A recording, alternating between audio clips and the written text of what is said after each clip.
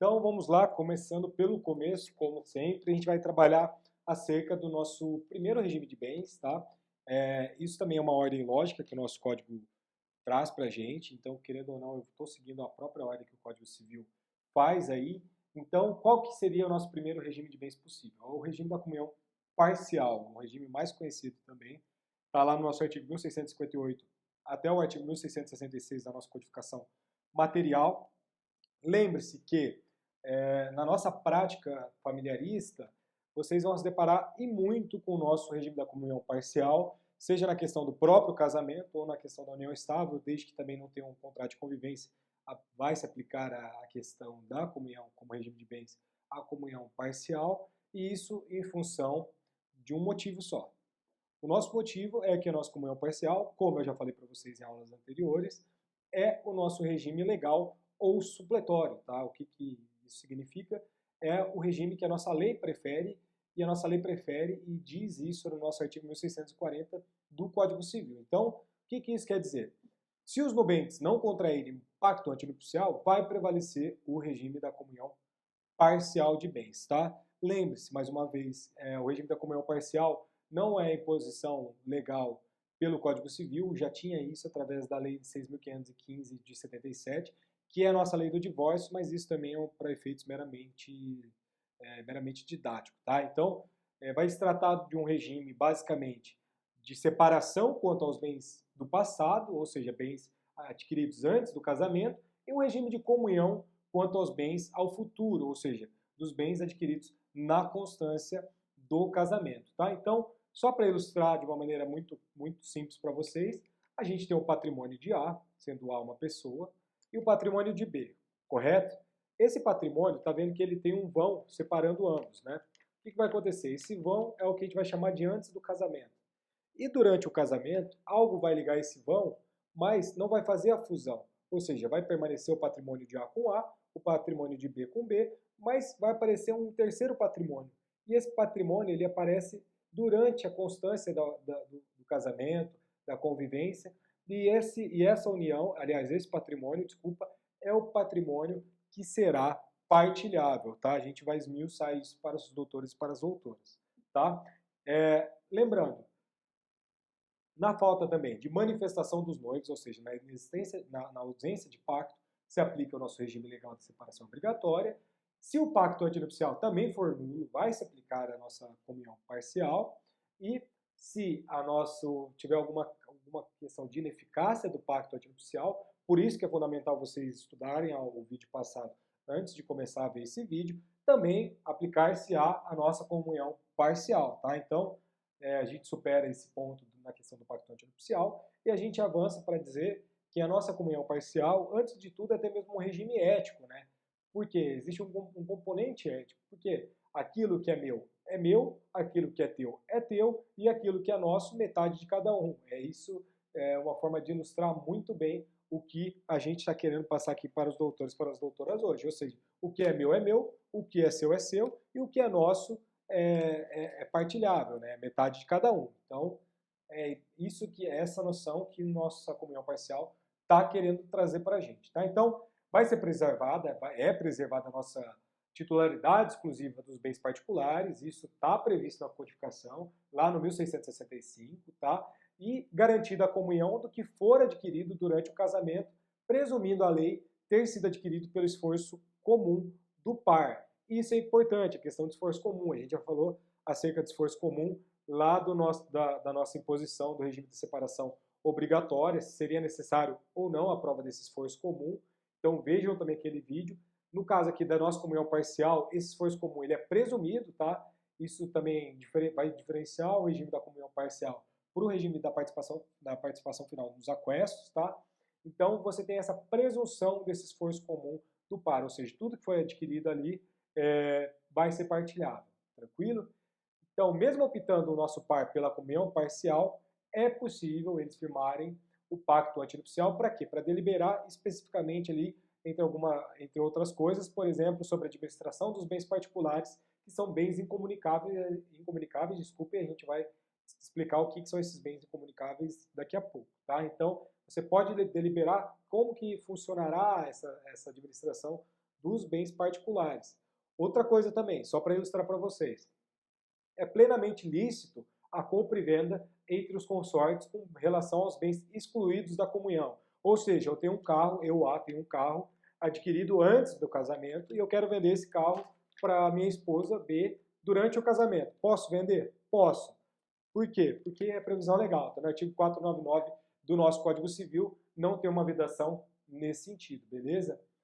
Outra coisa também, inexiste qualquer vedação específica para doações de um a favor de outro. Então, nessa questão, por exemplo, também do patrimônio particular meu, eu posso doar sem maiores problemas o carro, que não tem nenhuma vedação. Tá? A vedação tem que estar explícita na lei. Se não está, as partes podem ali, através do pacto antinupcial, também preservando a questão da norma de ordem pública, pode dispor da maneira que melhor entender, né? Lembre-se da autonomia privada, tranquilo? Então, os nossos bens, o bem A e o bem B, eles não se fundem na nossa comunhão parcial, isso é diferente da comunhão universal e a gente vai ver isso. Tá? Então, os bens de cada um dos cônjuges não se fundem, mas a comunicação do patrimônio incorporado na constância do casamento, existe uma comunicação. Então, o que for adquirido na constância é comunicável, ou seja, tanto de A quanto de B. Tá? Então, do que for adquirido depois do casamento, se comunica. Tá? Então, vai se presumir também, por exemplo,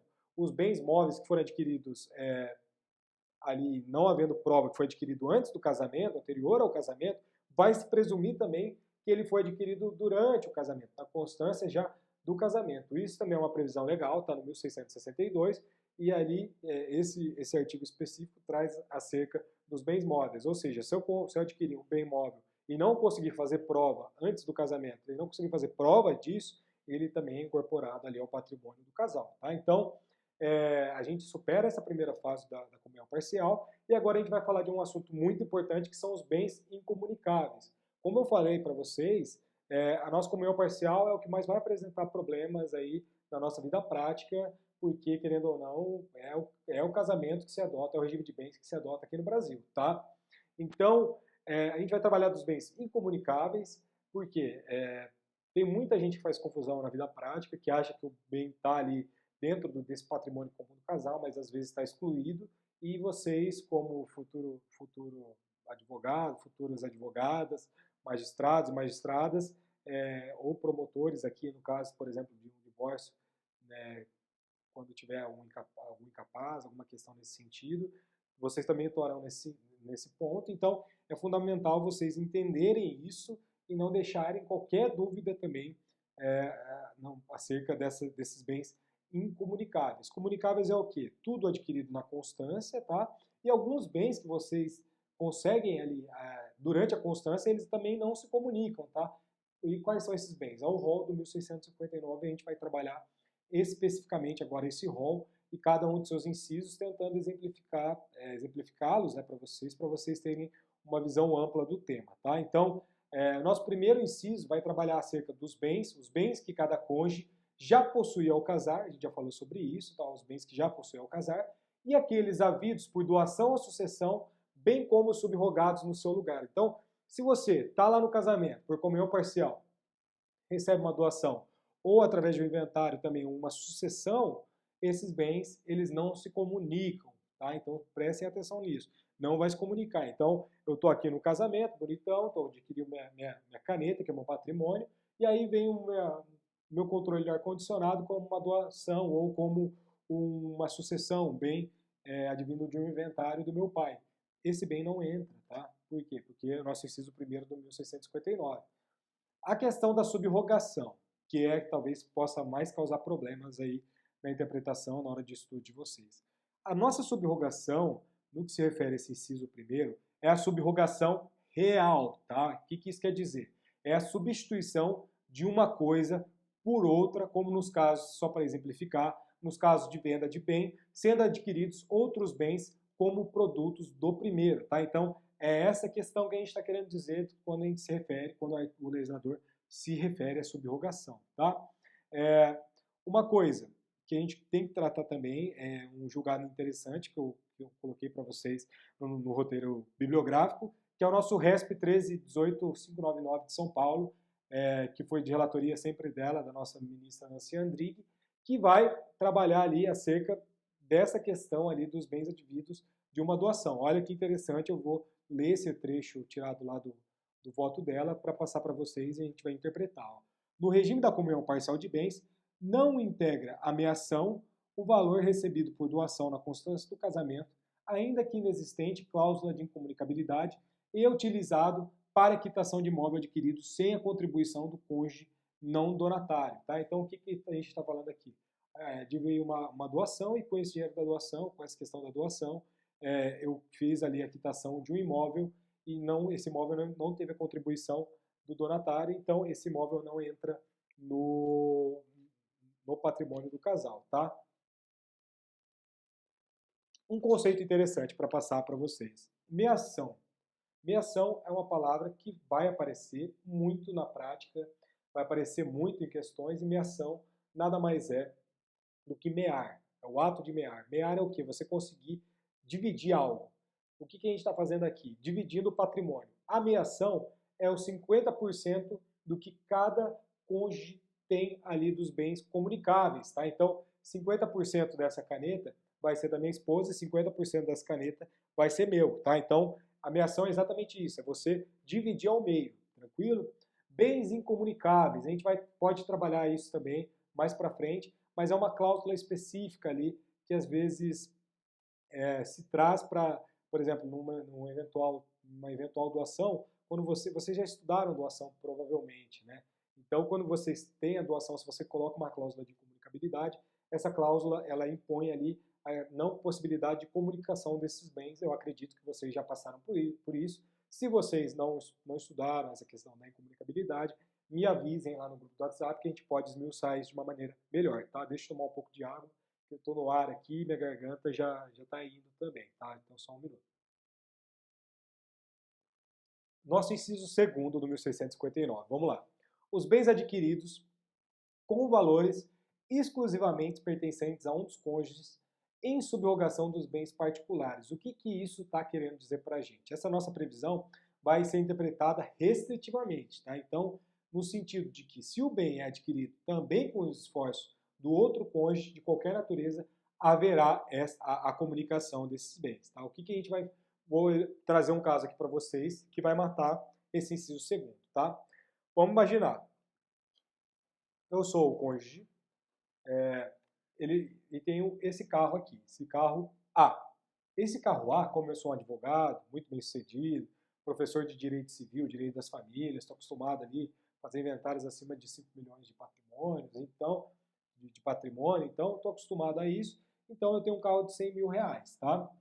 Imagina que durante o casamento,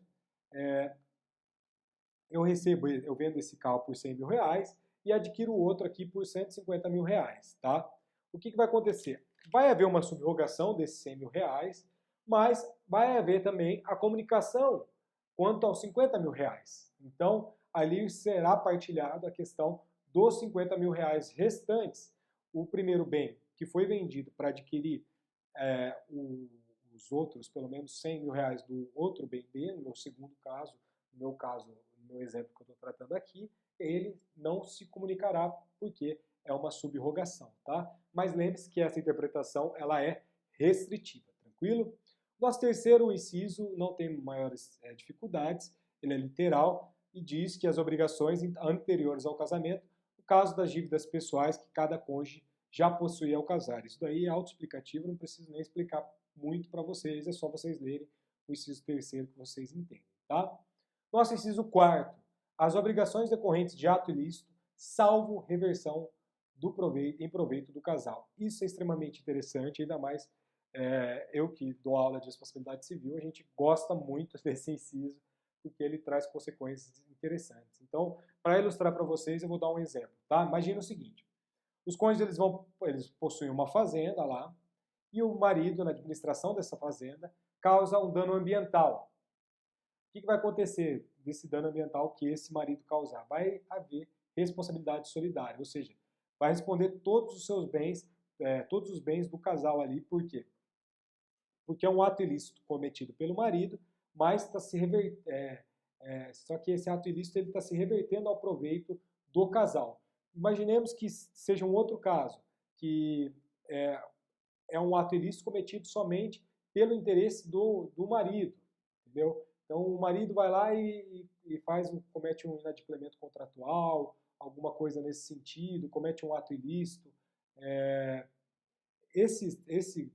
Essa obrigação decorrente do dever de indenizar, decorrente do ato ilícito, se não for em proveito do casal, será de exclusividade somente da pessoa, do marido, da esposa, que cometeu esse ato ilícito. Tá? Então, por quê? Porque, voltando ao nosso exemplo da fazenda, vale lembrar que a nossa atividade desenvolvida na fazenda era realizada em benefício do casal. Então, vale lembrar também que, nesse contexto, o teor da súmula 251 do STJ, que é muito interessante.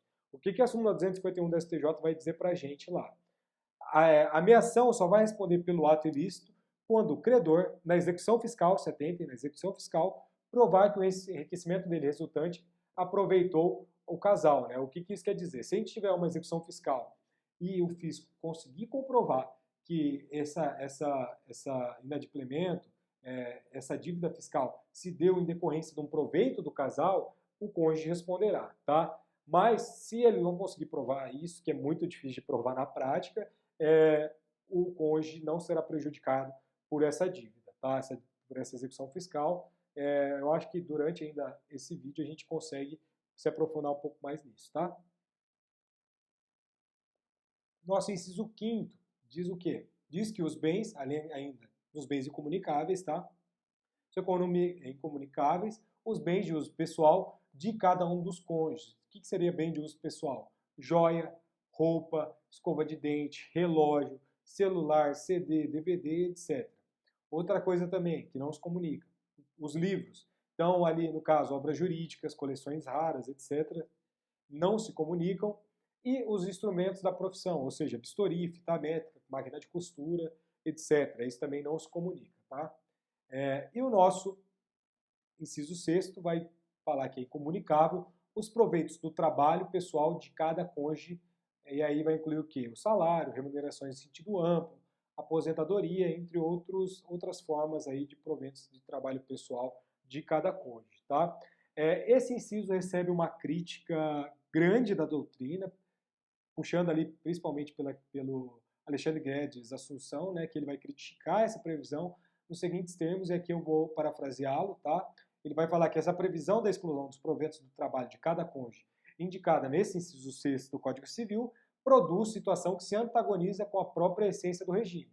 Então ele questiona, ora, se os rendimentos também não se comunicam, conforme o inciso 2º, e por conseguinte praticamente nada se comunica nesse regime, no entendimento de que a grande maioria dos cônjuges vive dos rendimentos do seu trabalho. Então, a nossa comunhão parcial de bens tem em vista comunicar todos os bens adquiridos durante o casamento a título oneroso, sendo que aqueles adquiridos com fruto do trabalho contêm essa onerosidade aquisitiva. Tá? Então, justamente por isso, existia um projeto de lei 6.960 de 2002, que está arquivado, não foi aprovado no nosso Congresso, que pretendia revogar esse dispositivo, esse inciso 6º aí do 1659. Tá? Então, para concluir esse inciso, em outras situações de dúvida, a gente tem que entender pela comunicação dos bens. Tá?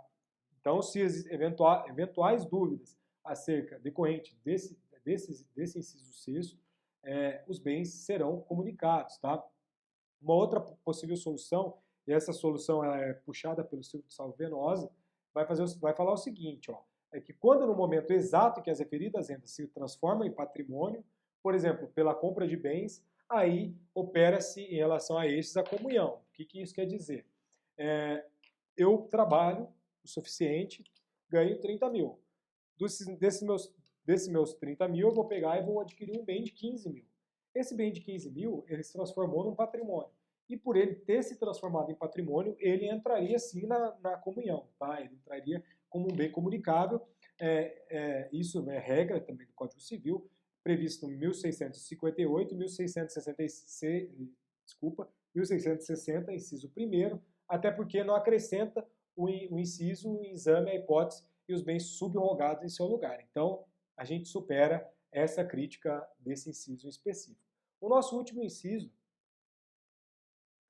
é o inciso 7º, tá? Do 1659, que vai falar que são incomunicáveis também as pensões. O que seriam as pensões? Quantias pagas de forma periódica em virtude de lei, decisão judicial, ato inter vivos ou mortis causa, visando a subsistência de alguém. O que mais não se comunica? Meios soldos. O que é meios soldos? É metade do valor que o Estado paga ao militar reformado. E os montepios, que nada mais é do que a pensão paga pelo Estado aos herdeiros de um funcionário público falecido. Então, isso daí não entra no patrimônio do casal, bem como as rendas semelhantes que têm caráter pessoal. Então, as questões das aposentadorias, no sentido lato, elas não se comunicam no regime de comunhão parcial de bens, tá? Quanto à administração desse patrimônio, como que funciona? Esse patrimônio comum, qualquer um dos cônjuges compete ali administrá-lo. Isso também é regra do 1663 do Código, tá? Então, isso atende também a nossa igualdade constitucional e não tem maiores dificuldades quanto à administração, tá? Outra coisa, não há como dar legitimidade a somente um para administrar bens em face do comprometimento solidário pelas dívidas. Então, a possibilidade de os bens particulares do administrador não responderem pelas dívidas acaba esbarrando no nosso ônus da prova. Então, sempre surgem questionamentos, por exemplo, a quem cabe comprovar se obteve ou não proveito pela dívida contraída pelo outro. É o cônjuge, tá? O ônus da prova de comprovar que não obteve proveito por essa dívida contraída pelo outro é do cônjuge a prova dessa ausência de benefício ou ao credor ao provar esse beneficiamento. Então, fica essa dúvida, vai ser ao cônjuge ou ao nosso credor? Quem será que cabe esse ônus da prova, tá?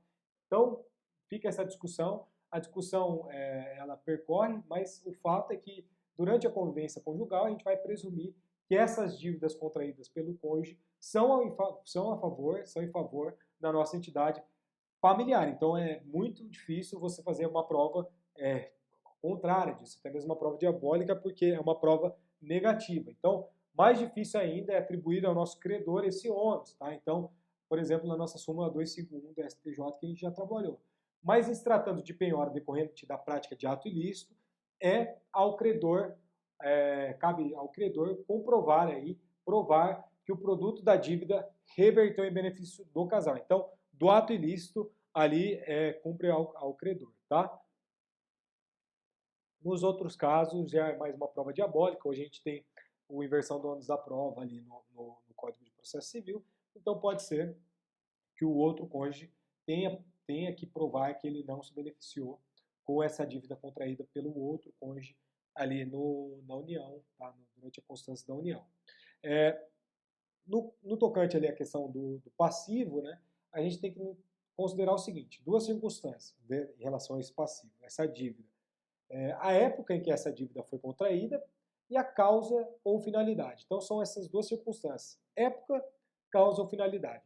Então, cada consorte ele vai ser responsável, como a gente já viu, pelos próprios débitos anteriores ao casamento. Isso no nosso artigo 1659, que a gente tratou agora, no inciso 3º, tá? Mas os débitos de um consorte benefício próprio ou as dívidas referentes à administração de seus bens particulares não obrigam os bens comuns. Isso também, previsão legal, está no 1666.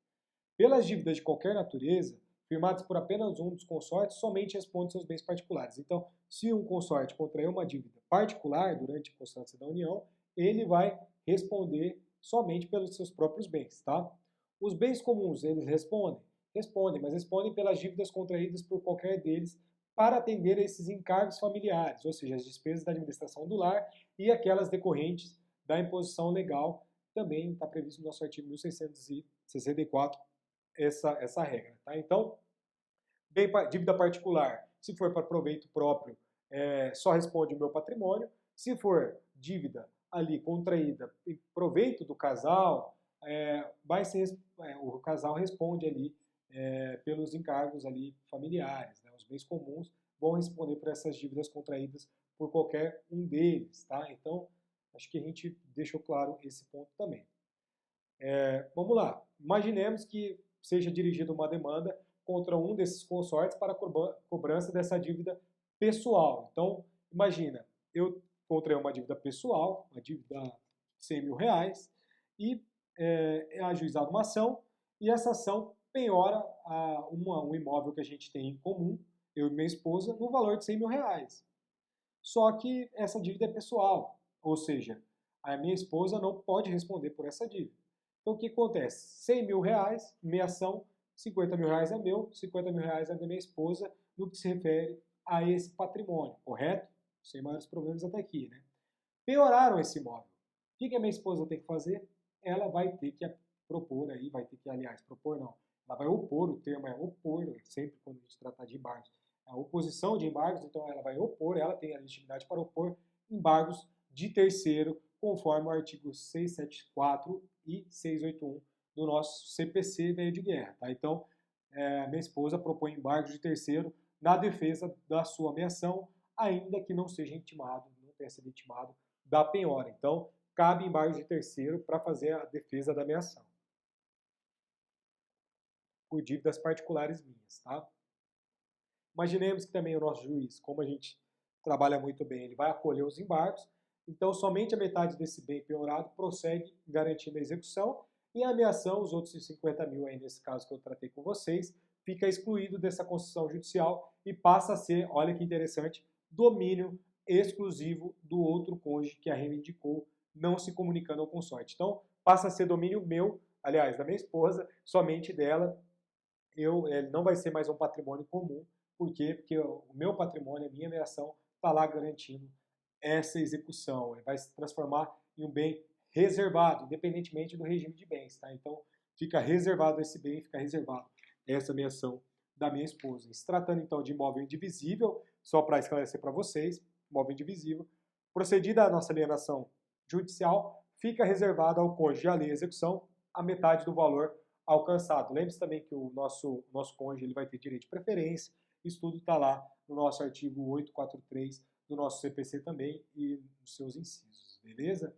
Então, uma outra questão também, a nossa administração e a venda do nosso acervo particular vai competir sempre ao seu proprietário, tá? Salvo quando? Salvo convenção diversa e pacto antinupcial, conforme o 1665. Então, meu patrimônio individual, meu acervo particular, anterior à nossa comunhão parcial de bens, anterior ao nosso casamento, vai ser de minha administração. Eu vou ter competência para administrá-lo. Se tiver uma previsão de diverso impacto, aí pode ser que seja alterado, tá? Uma coisa, esse dispositivo ele também sofre críticas, qual o dispositivo 1665, da doutrina, seja pela Lia Palazzo Rodrigues e pelo Paulo Novo. Por quê? Porque eles enxergam um extremo individualismo nesse ponto, tá? Então é o extremado da princípio da autonomia da vontade, que há muito tempo, como eu já falei muito para vocês em sala de aula, essa autonomia da vontade, ela perdeu terreno no nosso campo obrigacional e a gente revigora ao arrepio de todo avanço jurídico até hoje conquistado. Né? Então, é um extremo, essa cláusula, nosso artigo 1665, traz uma extrema presunção, uma extrema prevalência da autonomia da vontade, que no nosso campo obrigacional a gente verificou que a gente evoluiu muito para a nossa autonomia privada, até mesmo para a nossa autodeterminação nos tempos modernos. Tá? Então, claramente essa referência legal só pode dizer a venda de bens móveis, tá? Pois em relação aos imóveis, a nossa alienação vai depender da concordância do par. Isso também está no artigo 1647, inciso 1º, a gente já trabalhou sobre isso também. E essas duas normas, elas merecem uma leitura harmonizada, tá? Como se disse, o cônjuge proprietário, ele pode dispor de seus bens imóveis particulares, havendo autorização do outro ou suprimento judicial. Então, bens móveis, patrimônio exclusivamente ali, um acervo particular exclusivamente de um dos consortes, de um dos cônjuges, não precisa da autorização do outro. Bens imóveis, aí sim precisa da autorização do outro ou do suprimento judicial, regra do 1647, inciso 1º, tá? Uma outra coisa, só para finalizar essa aula, é relacionada ao empresário, tá? Então, quando um dos cônjuges ele é empresário, pode dispor dos bens da empresa, mesmo dos bens imóveis, não havendo a necessidade de outorga conjugal. Ninguém entende direito a previsão desse artigo, mas está lá no artigo 978 do Código Civil. Então, se o sujeito ou a sujeita for empresário, aliás, se um dos indivíduos for empresário ou empresária, ali não vai precisar da outorga conjugal para se dispor ali dos bens da empresa, mesmo desses bens imóveis. Então, não há necessidade da outorga conjugal, conforme a nossa regra do artigo 978. Então, a gente finaliza esse primeiro regime de bens e avança para o segundo regime, que é a nossa comunhão universal, prevista no artigo 1667 a 1671 do Código Civil.